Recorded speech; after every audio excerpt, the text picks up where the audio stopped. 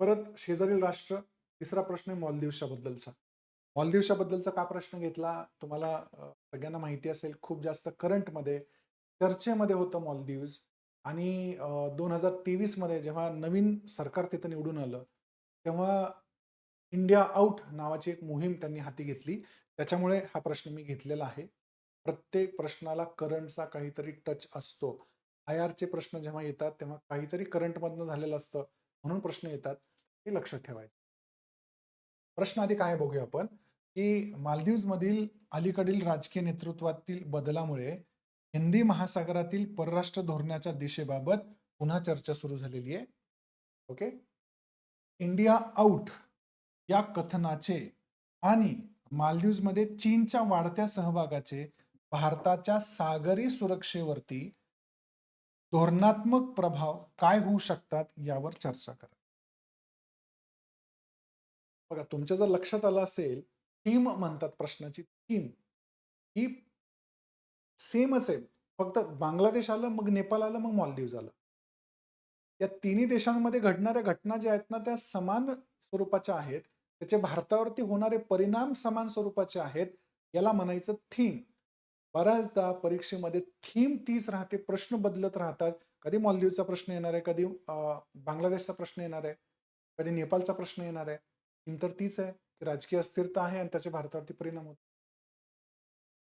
लक्षात येतंय? तर मालदीव्समध्ये पण हेच झालेलं आहे, सरकार बदललं आणि मग त्याचे भारतावरती काय परिणाम झाले. फक्त परत इथं काय वेगळं आहे, की त्यांनी फोकस केलं, की कशावरती परिणाम होतोय. सागरी सुरक्षेवरती काय धोरणात्मक परिणाम होणार आहे. सागरी सुरक्षा. मालदीव्स म्हटलं, की सागरी सुरक्षा हा मुद्दा महत्त्वाचा होतो. राइट? मालदीव्स एवढं छोटं असून सुद्धा इतकं महत्त्वाचं का आहे? त्याचं सामरिक महत्त्व जे आहे, हिंद महासागरामध्ये ज्या ठिकाणी मालदीव्स आहे, त्याचं खूप जास्त महत्त्व आहे आणि म्हणून भारतासाठी मालदीव्स महत्त्वाचं आहे. मग हा प्रश्न आलेला आहे. मग आपण इथं फोकस काय असला पाहिजे आपला या प्रश्नामध्ये, की चीनचा वाढता सहभाग आहे. म्हणजे हे मान्य आहे. त्यांनी प्रश्नामध्येच दिलंय, की चीनचा वाढता सहभाग आहे मालदीव्समध्ये आणि त्याच्यामुळे भारताच्या सागरी सुरक्षेवरती काय परिणाम होतील, हे आपल्याला इथं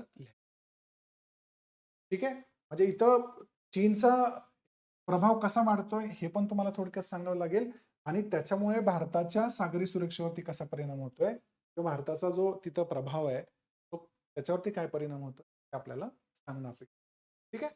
मग याला स्ट्रक्चर कसं कराल तुम्ही? पहिलं इंट्रो. इंट्रोमध्ये इथं काय करावं लागेल? बॉडीमध्ये काय करावं लागेल? हे कन्क्लुजन कसं असलं पाहिजे हे आपण बघू. ठीक आहे. हे मी सांगितलं. इंट्रोमध्ये आपण काय केलं पाहिजे? प्रश्न का आला? हे आपण आन्सर केलं पाहिजे बऱ्याचदा सेक्शनमध्ये. ते तुम्ही हिट करा टार्गेटला, की हा प्रश्न मुळात आलाच कशाला आहे? तर जे काही सत्तांतर झालं होतं मालदीव्समध्ये त्याच्यामुळं हा प्रश्न आलेला आहे. कारण इलेक्शन्समध्येच जे जो पक्ष आहे किंवा मोहम्मद मिझो आहेत, त्यांनी प्रचारामध्ये सांगितलं होतं, की आम्ही निवडून आल्यानंतर भारतातला सगळ्या म्हणजे भारतीय जे लष्करी प्रेझेन्स आहे मालदीव्समध्ये तो आम्ही शून्य करू किंवा लोकांना बाहेर जायला सांगू.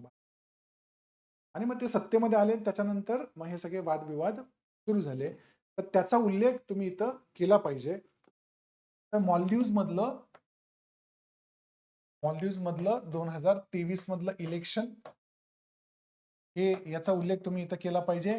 त्याच्यामध्ये इंडिया आउट याच्यावरती दिलेला भर इथं अधोरेखित तुम्ही केला पाहिजे. त्याच्यानंतर चीनचा वाढता प्रभाव, चायनाचे इन्व्हेस्टमेंट्स इथं वाढतायत. हे तुम्ही इथं लिहू शकता इंट्रोडक्शनमध्ये. म्हणजे प्रश्नामध्ये जे दिलेलं आहे ते तुम्ही इंट्रोडक्शनमध्येच हिट करताय. नॉर्मली हे मी एक चूक कधी करायची नाही, की प्रश्नामध्ये दिलेल्या गोष्टींना, फॅक्ट्सला कॉन्ट्राडिक्ट करू नका. कारण त्यांनी पार्श्वभूमी दिली आहे. प्रश्नाचं बॅकग्राऊंड आहे ते. ते बरोबर आहे म्हणून त्यांनी दिलेलं आहे. मग आपण त्याला सपोर्ट केलं पाहिजे. ओके. तर इथं फॅक्ट पण आपण दिला, की काय नेमकं झालं होतं मालदीव्समध्ये, की ज्याच्यामुळे भारताच्या सागरी सुरक्षेवरती परिणाम होण्याची शक्यता नाही. त्याचा उल्लेख आपण तिथं करतोय. ठीक आहे. आता बॉडीमध्ये या. बॉडीमध्ये काय महत्वाचं लिहायचं आहे? तुम्ही जर मॅप बघितला असेल मालदीवचं लोकेशन खूप महत्त्वाचं. स्ट्रॅटेजिक लोकेशन, सामरिक महत्त्व. मालदीवचं खूप जास्त आहे. का महत्वाचं आहे? कारण हिंद महासागरामधनं जगाचा पूर्ण जो व्यापार जातो म्हणजे युरोपला जोडणाऱ्या म्हणजे मेडिटेरियन सी, मग रेड सी, तिथनं अरेबियन सी, इंडियन ओशनमधनं साऊथ ईस्ट एशियाकडे सगळा व्यापार जातो. तर जवळ-जवळ 55% व्यापार, जागतिक व्यापार इथनं होतो. आणि त्यामुळे मालदीवचं तिथं स्थान खूप महत्वाचं आहे आणि हे सगळे जे मोठ्या पॉवर्स आहेत, चायना असेल किंवा भारत असेल, प्रत्येकाला तिथं आपलं महत्त्व किंवा स्थान असणं अपेक्षित. ओके? तर पहिला मुद्दा काय होणार आहे? भारतावरती परिणाम काय होणार आहे? किंवा भारताला इंटरेस्ट कशामध्ये आहे? तर free lanes of communication. Okay. सगळ्यात महत्वाचं आहे. Sea lines of communication. आता हा शब्द काही इंटरनॅशनल रिलेशनची व्होकॅब्युलरी आहे जी आपल्याला उत्तरांमध्ये वापरावी लागते. फ्रीडम ऑफ नेव्हिगेशन सारखे जे शब्द आहेत. हे आपल्याला इथं वापरावेच लागणार आहेत. कारण इथनं जागतिक व्यापार खूप मोठ्या प्रमाणावरती जाणार आहे. वर्ल्ड ट्रेड राइट हा मोठ्या प्रमाणावरती जाणार आहे. ओके. चीनचा प्रभाव एकट्याचं वाढलं तर फ्रीडम ऑफ नेव्हिगेशन असेल किंवा सी लाईन्स ऑफ कम्युनिकेशन असतील, व्यापाराचं स्वतंत्र आहे ते कुठेतरी अडचणीत येण्याची शक्यता निर्माण होऊ शकते. हा पहिला मुद्दा तुम्ही बॉडीमध्ये घेऊ शकता. त्याच्यानंतर चीनचा प्रभाव जर तिथे वाढला तर उद्या जाऊन व्यापारावरती चीनचं कंट्रोल येण्याची शक्यता आहे.